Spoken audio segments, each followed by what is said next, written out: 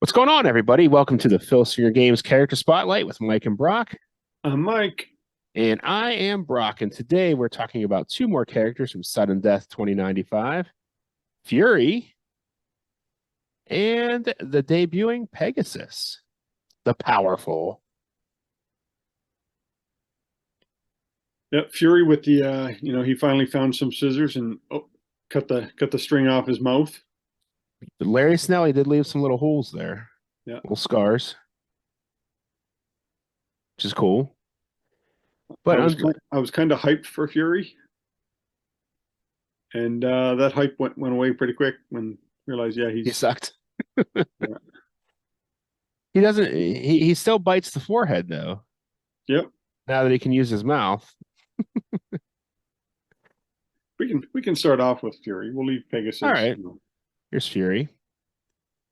He joins War. I think it was a -3 +3 or something like that. That is correct. +3 agility, -3 power, and a 3 on his cage. So 3's down that side of the card. And his pin is a 6/3. And he didn't have a lot of downs, did he? No, he had 1 on level 2 and 1 on level 3 with a leave. Yeah. Pretty solid defense other than the down on level 2. But he also had 3 comebacks and a dazed. And 2 of the comebacks were Fury 2. So pretty solid defense. It's just an offense. The offense is pretty much non-existent.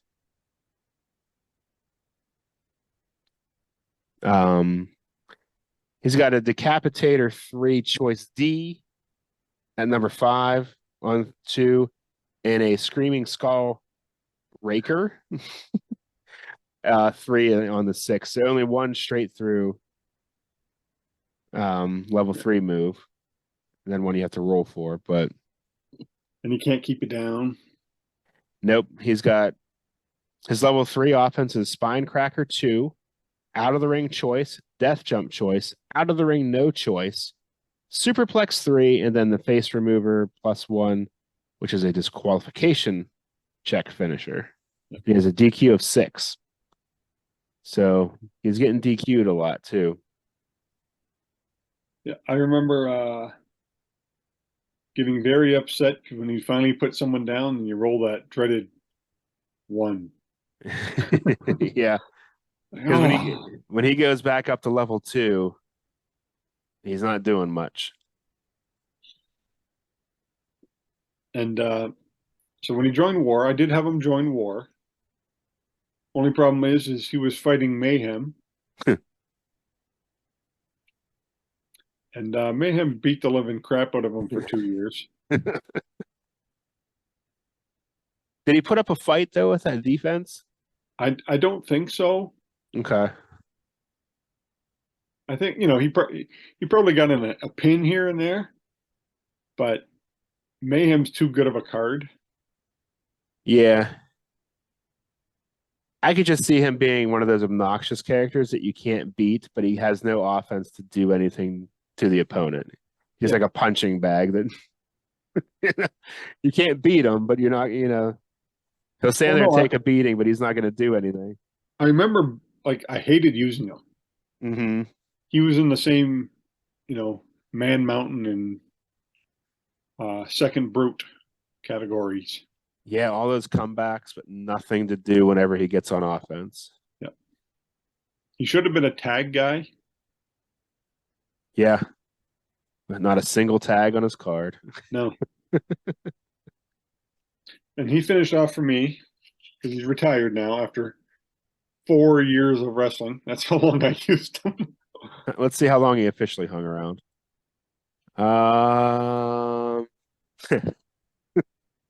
Guess how many years this card spent in the GWF? This card. 5. 2. 2. He was gone in 2096. So I used him 2 years longer than I probably should have. Yes. That's great. Yeah, because this card debuted in 2095 and he had one more year in 2096 and then he was gone. So yeah. I guess Tom didn't care much for him either. He for me, he had the living crap kicked out of him by Mayhem. Then Mm-hmm. he left to my UWA, which was like my bootleg fed and guys who I just wanted to test out in different areas. Yeah. See if I could find a place for him. And he didn't feud anybody there. I just put him in there, and he'd wrestle the odd match. Okay. And then he ended up feuding Walter from Sideshow or Circus of Terror, whichever you want to call him, Walter and Core. Mm-hmm. He was teaming up with someone. I did put him in a tag team. I do not remember who. It was probably just another guy on that same level. Yeah. He did capture. Now down there, I had what I called my planetary title, which was a low-level belt. Mm-hmm. So he did capture that twice. Okay. But like I said, he finished off with a 14-6 and no disqualifications Really? for a 6 That's DQ. wow. That's kind of surprising because his finisher is a DQ and he's got a 6. Yeah. He was good at it. He got away with it. Yeah, he must have been. Well, that's cool. So he and I had him coming in at 6'1", 275 pounds. He's a lot. Well, he's heavier. His official rating is 6'3.5", 366 pounds. That's just stupid. Who made that? He's thick. Look at him. Look at that neck. That's not a 400 pounder. That's not a That's not Vader. Look at him. I like his drawing a lot. He's cool looking. That arm that's up in the air looks kind of weird.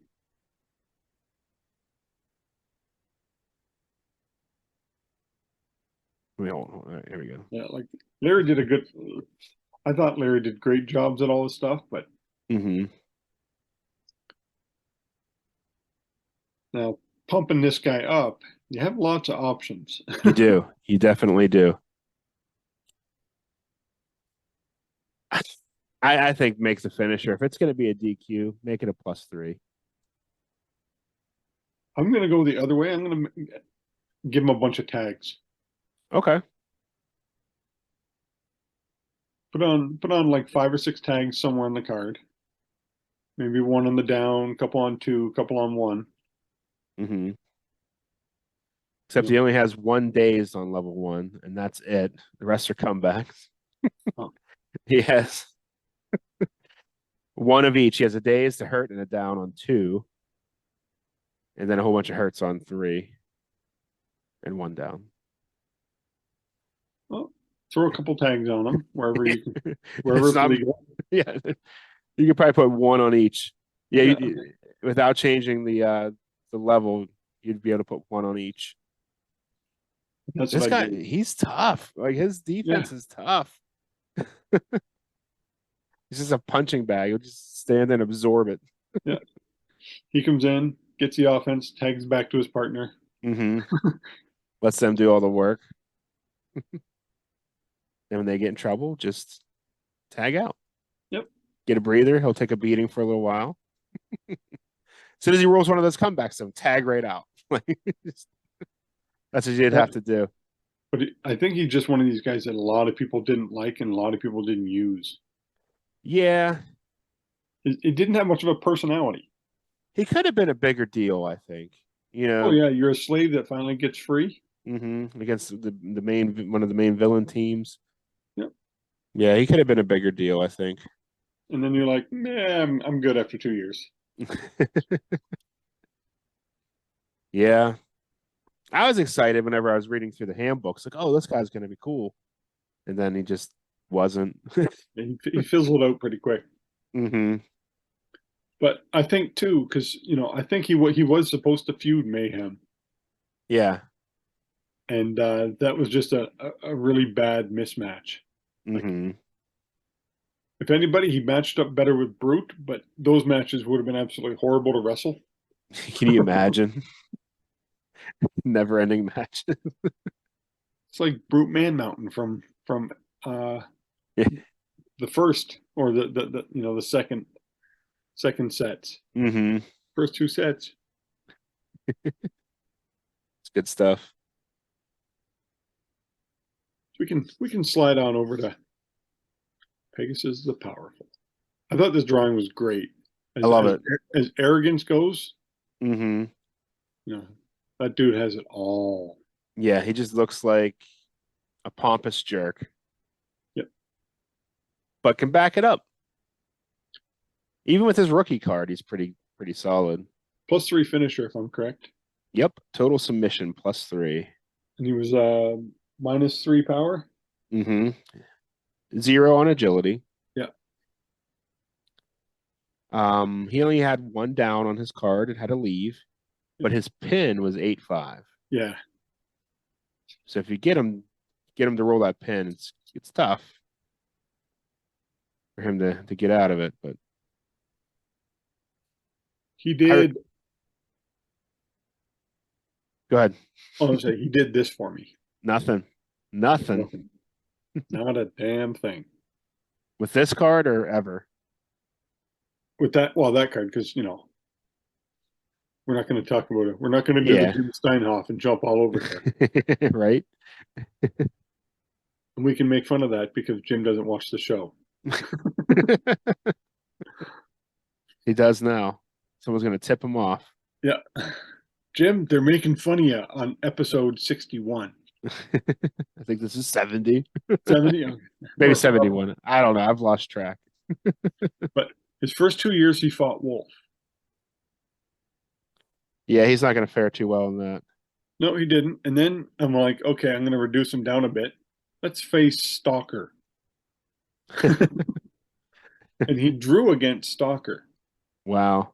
Did beat him. And then he ended up fighting U.S. Patriot. And lost against him. And then what I did is I had an idea. So my storyline for him is he just disappeared. Okay. Like he was just gone. Nobody saw him. He was ranked for a couple titles. He did get a few, bigger wins here and there. You do feud Wolf, you're gonna pick up a win here and there. Mm-hmm. And so I knew his new card was going to be coming out, so I had him disappear a year early. That's cool. He wasn't winning anything, and he got a huge upgrade. Yep, huge upgrade. He was the only guy I did that to. So he disappeared a whole year, and he comes back with Omega. Nice. And that was the reason for his disappearance. He had just had enough. I can't even remember who he came in with originally in the game. Guile. Oh, was it Renner? Yep. He was part of the Department of Power. Oh, okay, yeah. That's a cool way to bring him in, because that upgrade is so significant. It doesn't make sense. Like, all right, well, it's January 1st, and now all of a sudden I'm twice as good as I was, and should be able to beat everybody in the Fed. Yeah, so I just had it mysteriously. He just disappeared. Like I remember having him. I just booked a match, and he's a no-show. Uh-huh. And people are like, "Where's Chaos? Where's Pegasus?" And he was just literally nowhere to be found. Nice, I like that. So I had it where, there were rumors where he just, since he had such a horrible win-loss record and couldn't beat anybody, he just quit wrestling, and and that was it. Like there was nice. No rumors about him after that, because you don't talk about guys once they leave the Fed. Right, right. And so I just had him disappear into nowhere. And then when he came back, he did a save. I had a match, Chaos versus Alpha Force. Mm-hmm. And I had Chaos and Superiority Complex jump Alpha Force after the match and just beat him up. But then I had Pegasus come in and, clean house and make the save. And everybody's like, oh my God. That's cool. I like that. Because he does join them when he comes back. I just imagine Jim Ross. Oh my God. It's Pegasus. Yep. That's literally what was going through my head. Alpha Force does have friends like Pegasus. But God. When you have an impactful guy like that, you want to make it, his his entrance impactful. So Right, absolutely.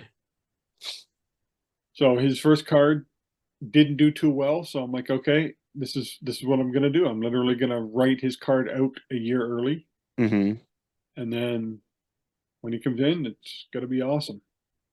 hopefully everyone forgot about him. And well, that was the whole thing. It's the absence makes the heart grow fonder. Yeah, how can I miss you if you don't go away? Yeah. He do anything for you? That one? Not that one. I remember being real excited when I saw the card the first Oh, time the drawing. I was like, oh, because I was at the first Galacticon, like the new Pegasus was out then, and everyone was talking about how Pegasus was their champion and how dominant he was and everything. And then I finally see the card, like, oh, this is that Pegasus guy that everyone was talking about. And then, obviously, like, not his best card, but I still was excited to see him because like you said, that drawing is one of the best. yeah, it's one of Snelly's better drawings. Let me put it up again.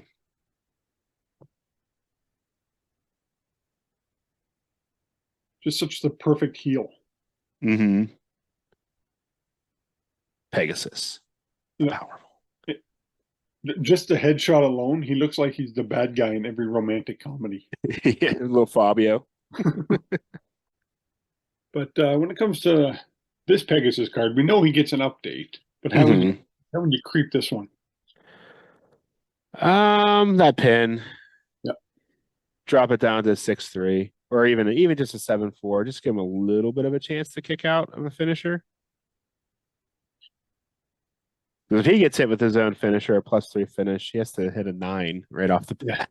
Yeah. So that's why tough. That feud versus Wolf was just bad for him. The +3 Savage Face Claw. Yeah, because I think I had the Department of Power feuding the Anti-Man. Okay. And so he gets matched up against Wolf because he's a big new superstar.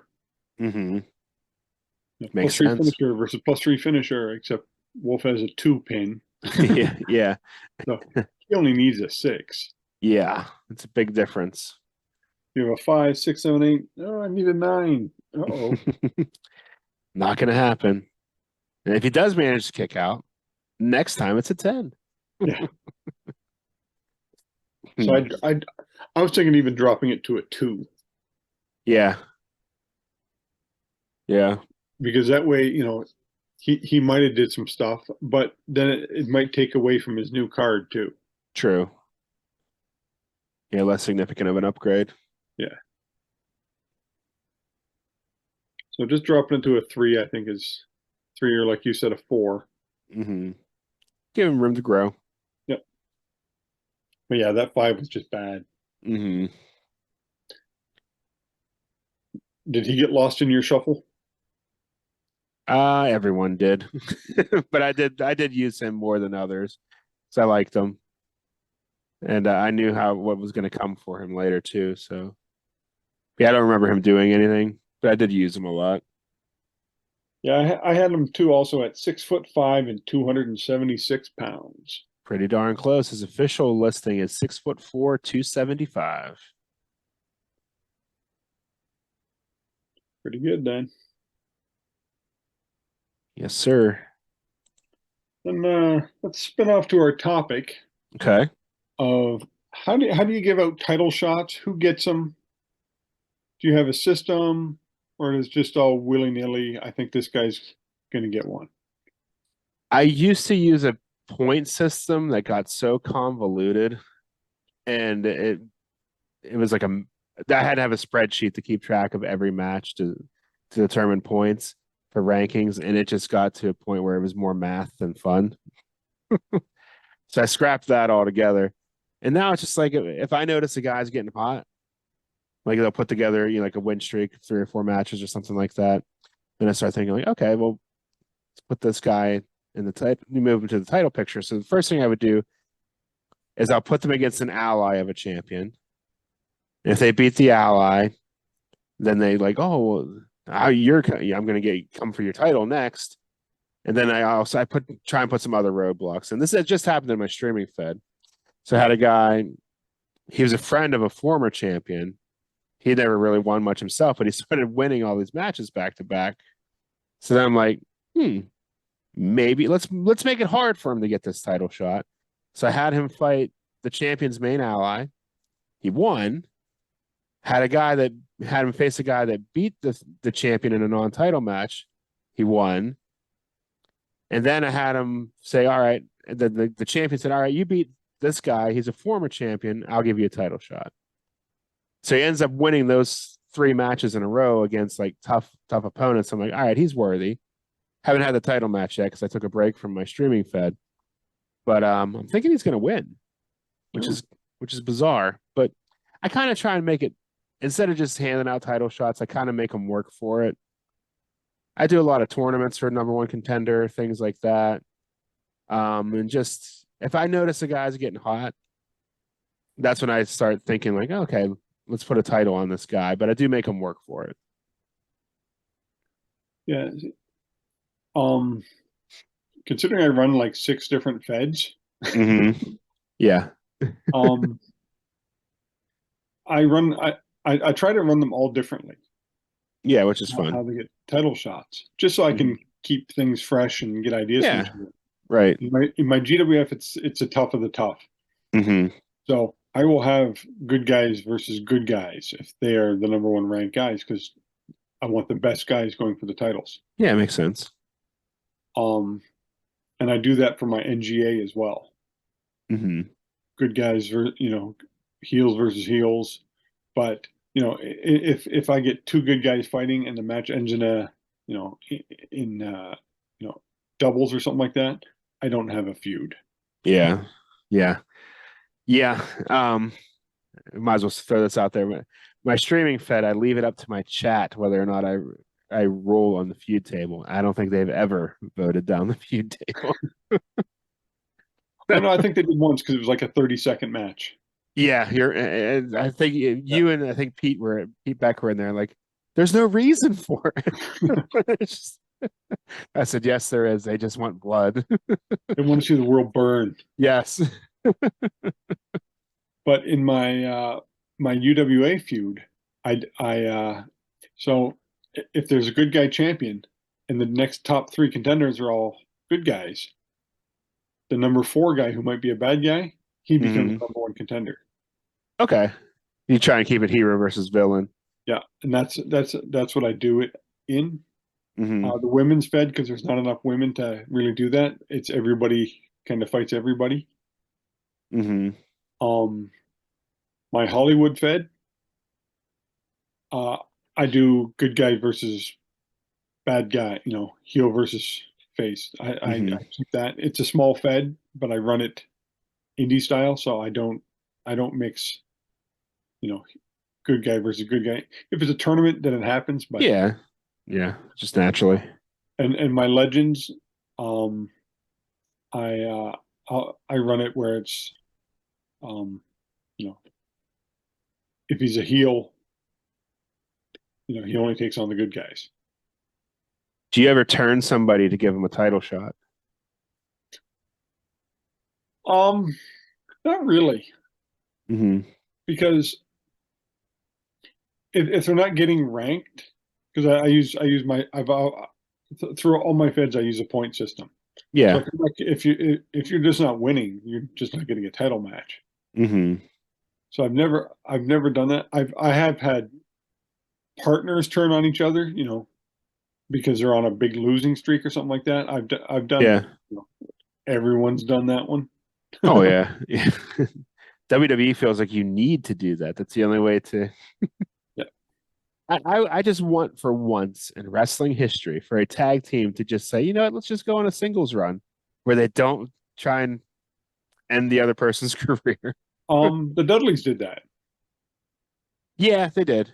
They got drafted to separate shows though. Yeah. So they didn't really get it. And then the Fed realized what a mistake it was and put them back together. Yeah. Deacon Dudley just didn't cut it. I liked Reverend Devon. I thought that had legs. They could have done something with that. So that's what I've that's how I usually work my my rankings. and who gets the title shots. And the number one contender gets three title shots. If he doesn't win, then he loses up to 15. Like each shot is worth 5 points. So if he Okay. loses, he gets 5 points deducted from his total. So if he loses all 15 points, He's out of contention. he's out of contention. He's got to work up that ladder. Do you give your former champion an automatic rematch? So usually if it's a number one contender, he drops into that number one contender spot. So wherever he gives a title match to, Yeah. then he falls into that spot. So if it's in the GWF and he falls into one of the top 3 spots, then yeah, he'll get a shot back. Okay. What's happened is on the rare occasion something happens where there's a card coming up and all the top 3 guys are in feud matches or maybe in a tag match or something, and then I got to drop out of the top 3. I might go, top 5 or top 6 even. And if he loses, then he's not getting a title shot because he lost to a guy that's not even really ranked. So yeah, that makes sense. He doesn't get his return match. It's like when I had Battering Ram win my heavyweight title. Because, Wolf was set to win the title, but Wolf got hurt. And Amazonia argued that, hey, Wolf would be fighting.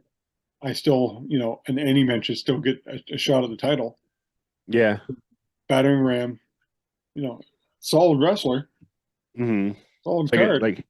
I like that. I've done that a few times where the guy who goes down picks somebody to take his place. Yep. Done that a few times. And Battering Ram won. Nice. I like when that happens. And what happened was the champ, because Battering Ram wasn't even ranked. There's nobody to get a rematch. Taken right out of contention. Yeah. I used to do the automatic rematch if you lose the title, but then it just became hot potato. They were just changing it back and forth. And I'm like, this sucks. So I don't know if I made this an official rule, because if it doesn't make sense for the story, but if they don't have a successful defense, like say you lose it to the former champion right away, then you're done. If you don't defend it one time, you don't get the automatic rematch. So say you won the title at the next supercard, you're defending it, you lose it. Sorry, you don't get another shot at it. But if you held the title for some time, then you get the rematch, at least a couple months. I see. The longer a guy holds the title, because he's constantly winning, so his points get more and more and more points. So when he finally does lose, he's usually the number one contender right away. So he'll get 3. But if he's just a flash in the pan champion, like Battering Ram was, where I think Battering Ram had 2 defenses and he lost on the second defense to Pulsar Prime, who was like number 4 contender or something like that, number 3. Yeah. Ram didn't have enough time to get points to get ranked back up, so he never saw another heavyweight title match. Makes sense. I like that idea. What was I gonna say? Oh, have you ever thought of doing a Money in the Bank type situation? I have, and I'm currently thinking of doing it in my with my Legends Fed. Where I was gonna do a series of, I guess, take top 8 guys, and I'll have them pit off in a small tournament, and the final match will be a Money in the Bank. Okay. Where whoever wins it, they can cash it in at any time. I think that'd be fun. I think I'm going to do that on my streaming fed. In April, I always run the Gary Atkinson Memorial Tournament on stream. And since I've taken so much time off, I think I might make it just a huge tournament, 64 guys or something like that. Oh, and Jeff Manning's special. He's going to love that. Yeah, he is. And then just since it's such a big tournament, the winner of it, instead of just getting a title shot, they're going to get the Money in the Bank treatment, just because they've had to go through so much to get to that point. I do have a title that's a tournament title. So everybody's got to fight in a little mini tournament. Yeah.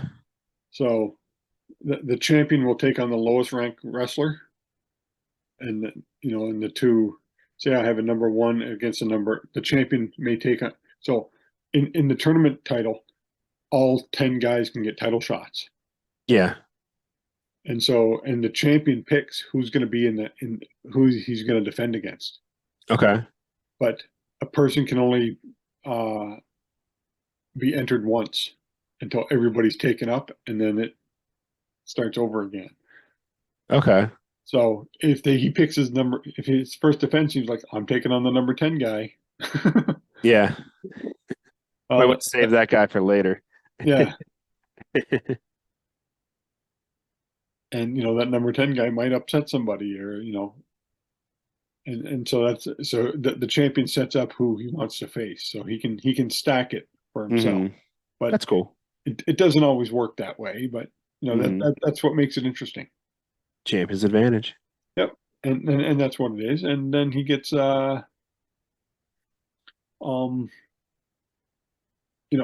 everybody gets a shot that way.